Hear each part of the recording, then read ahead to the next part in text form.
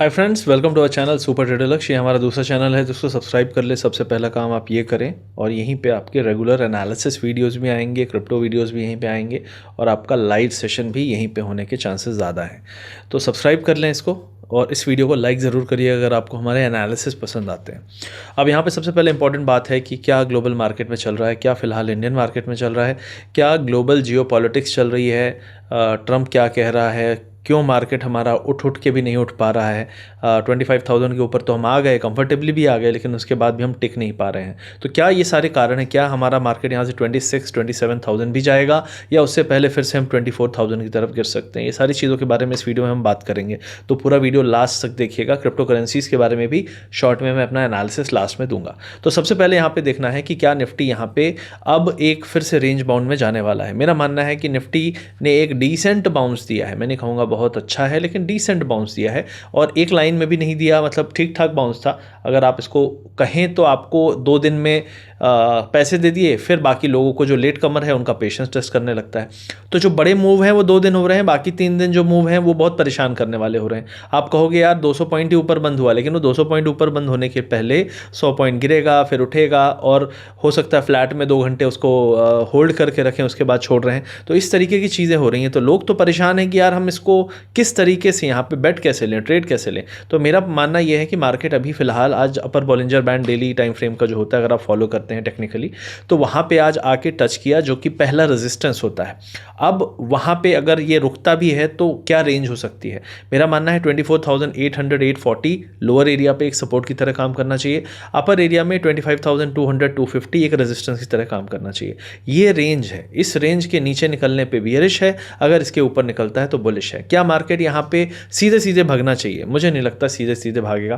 कल Jackson Hole में पावल की मीटिंग है, उसके बाद डॉलर का क्या होगा, गोल्ड का क्या होगा, यूएस मार्केट क्रिप्टो का क्या होगा, बहुत कुछ उस पर निर्भर करेगा।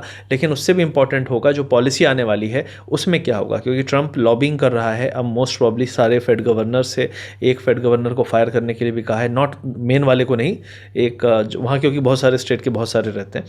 तो जिसको फायर करने की बात कर रहा है, क्यों कर रहा है? दिखाने के लिए कि तुमको भी कर देंगे, तो सारे लोग लाइन में आ जाओ। तो क्योंकि फेड गवर्नर थोड़ी सी अकड़ू होते हैं, कई लोग तो आ जाते हैं अंडर, लेकिन कई लोग रहते हैं। तो अगर ज़्यादा लोग इसकी बात सुन के ये बोलें कि भैया हाइक की बात तो छोड़ ही दो, पॉज की बात भी छोड़ दो, रेट कट करना है, 50 बेसिस पॉइंट अगली मीटिंग में होना चाहिए, तो हो जाएगा। लेकिन अभी जो पावेल है वो थोड़ी सी इससे तनातनी है, क्योंकि वो जो बाइडन का ज़्यादा क्लोज माना जाता है और बहुत कुछ है, और ट्रंप ने उसको इतना गरिया लिया है कि अब 70 75 80 साल के इंसान, उनमें सोचो क्या हालत होगा जब एक ट्रंप है और दूसरा पावेल है और दोनों के पास अच्छा खासा पावर है, तो दोनों एक दूसरे को नीचा दिखाने में लगे हुए हैं।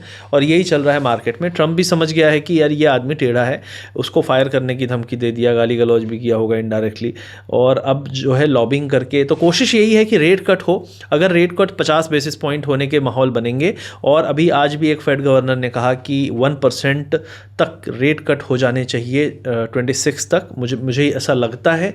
और अगर 2026 के पहले ऐसा होता है तो मतलब अगले 4 से 5 महीने में आपको कम से कम 1% का रेट कट होगा। मतलब हो सकता है अगले में 25 हो या 50 हो, और उसके बाद फिर 25 बेसिस पॉइंट के और 2 रेट कट होने चाहिए। तो that will be very positive for market अगर ऐसा होता है।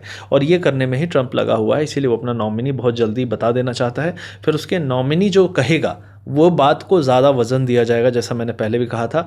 और मार्केट में हो सकता है देर सवेर पावेल को ये चुपचाप से फायर कर दे, या उस पर इतना प्रेशर डाले कि वो आदमी निकल ले, मतलब गेट से बाहर निकल ले, या क्या कर ले भगवान जाने। तो कुल मिला के ये फिलहाल चल रहा है। तो ओवरऑल निफ्टी का तो सेम है, रेंज में रहेगा मेरा मानना है अभी अगले कुछ दिन। और कल शाम को पावेल की जो स्पीच है उसके बाद आपको समझ में आएगा कि मार्केट ब्रेकआउट करना चाहता है, क्योंकि ग्लोबली ये चीज़ें होनी चाहिए, तभी आपका इंडियन मार्केट भी करेगा। क्योंकि देखो, टैरिफ में ट्रंप नहीं मान रहा और रेट्स में पावेल नहीं मान रहा। अब ट्रंप भी क्यों नहीं मान रहा? अभी यूरोपियन यूनियन से अच्छी खासी डील की बात तो हुई, आज फिर न्यूज़ आया है कि काफ़ी अच्छी डील हुई है और दोनों एग्री कर गए हैं काफ़ी चीज़ों पे। तो ये बहुत अच्छी चीज़ है। European union one of the top 3 trade partners है। पहला तो चाइना बहुत बड़ा है उसका, दूसरा यूरोपियन यूनियन है, उसके बाद इंडिया और बाकी जो कंट्रीज़ आते हैं, मैक्सिको और ये कनाडा, जिनसे वो झगड़ता ही रहता है। वो तो वहाँ पे सिर्फ टैरिफ की बात नहीं है, बहुत सारे इश्यूज़ के कारण। लेकिन ये है कि अगर चाइना और यूरोपियन यूनियन का मामला सॉर्ट आउट होता है तो ये बहुत पॉजिटिव होगा मार्केट के लिए और बड़े इश्यूज़ नहीं रहेंगे। क्योंकि आप देखो इंडिया के ऊपर जब उसने टैरिफ वैरिफ मारा उससे भी कुछ खास यूएस मार्केट या ग्लोबल मार्केट्स में ऐसा कुछ नहीं हुआ, लेकिन जब चाइना और यूरोपियन यूनियन की बात आती है तो मार्केट तुरंत अपना रास्ता बदल देते हैं, क्योंकि डेवलप्ड नेशंस का जो पैसा है वो काफ़ी वैल्यूड है और इनके पास जो करंट करेंसी स्ट्रेंथ है और ये सब चीज़ें काफ़ी मैटर करती हैं। क्योंकि आपको ही पता है वर्ल्ड की टॉप करेंसीज़ में यूरो है, चाइना का युआन है और यूएस का डॉलर है, 3 ही है। तो ये खेल है।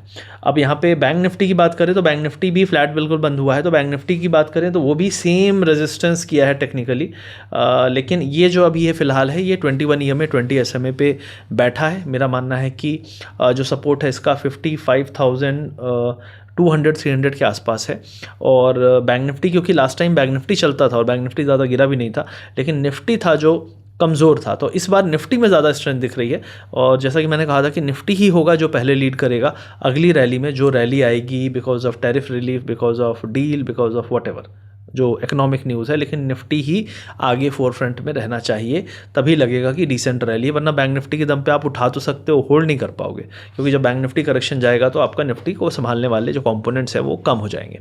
तो ये फिलहाल है। और बैंक निफ्टी भी ऐसा नहीं है कि अभी यहाँ पे बुलिश स्ट्रक्चर ब्रेक हुआ है ना। हो सकता है कि अगला जो थोड़ा बहुत मैनेजमेंट है वो बैंक निफ्टी के दम पे हो, लेकिन net net Nifty bank Nifty दोनों मेरे को यहाँ से ओवरऑल पोजिशनली बुलिश लगते हैं। लेकिन 24,800-850 के नीचे नहीं जाना चाहिए। उसके नीचे गए तो मैं अपना व्यू बियरिश कर लूँगा। जब तक उसके ऊपर है ये consolidation before the next upside होगा। ऑलरेडी पिछले हफ्ते से मैं यही कह रहा था कि यहाँ से बाउंस की उम्मीद ज़्यादा है, बाउंस की उम्मीद ज़्यादा है। आप देख रहे हैं बाउंस ऑलरेडी। मुझे पता है पूरी दुनिया वाले बोल रहे थे अरे अब तो 24,000, 23,000, 22,000 दुनिया भर की बातें, 19,000 ऐसे मुझे बोल रहे थे। मैंने एक ही तो बोला था, जब FII के 9% लॉन्ग में तुम्हारा 24,500 है तो अगर वो अपना कवरिंग पे आ गया तो सोचो कहाँ पे होगा। और सिर्फ 2 दिन 3 दिन लगे, 3 दिन में आप कहाँ पे हो, 25 के ऊपर। तो यही है एक्सपीरियंस। जो 4 साल में एक्सपीरियंस नहीं आ जाएगा, मार्केट में बटन दबाना आ जाएगा, एल्गो बना लोगे, प्लेटफॉर्म बना लोगे। सॉफ्टवेयर वाले बहुत सारे लोग मार्केट में आए जो मशीनें बनाते रहते हैं। मैंने कहा मशीन से अगर मार्केट बनता ना तो हर आदमी मशीन ही बना रहा होता। इससे अच्छा क्रिप्टो माइनिंग कर लो, कुछ 54-58 कमा लोगे। तो समस्या यही है कि लोग जो हैं ज़्यादातर वो सिर्फ वही देखते हैं जो सब देख रहे हैं, जो सब कर रहे हैं, ठीक है। और सब वो नहीं कर रहे हैं जो है experience based analysis on charts. Machine नहीं कर सकती आपके लिए, मशीन एक्शन जल्दी ले सकती है, लेकिन जो नज़रिया है, जो व्यू है, जो पावेल क्या बोल रहा है, ट्रम्प क्या बोल रहा है, उसको एनालाइज नहीं कर सकती, ठीक है। आजकल ग्रॉक और चैट GPT ये सारी चीज़ें यूज़ करने की लोग कोशिश करते हैं। वो भी बहुत अच्छे तरीके से एनालिटिक्स एनालाइज कर लेती है बातों को, लेकिन वो भी आपको क्लियर कट व्यू नहीं दे पाएगी। वो आपको ऑप्शंस दे पाएगी, ये हो सकता है, वो हो सकता है, ये हो सकता है। लेकिन अगर मैं बोलूँगा तो मैं बोलूँगा 3 चीज़ें हो सकती हैं, लेकिन मुझे लगता है ये होगा। तो that is where you have to, क्योंकि बटन तो दबाना पड़ेगा ना, बाय या सेल। क्या दबाओगे, may be may not be, दोनों दबा देता हूँ, है ना। वो लाल वाला बटन है, ये आज लाल टी-शर्ट पहना है मैंने। मार्केट नहीं गिरेगा लेकिन रेंज में रहेगा और थोड़ा बहुत डिप भी आ सकता है, तो be very careful in that. Overall 24,800 is a place to long and 25,200-250 के ऊपर निकलने पे भी long position for 500-600 point stretch possible है।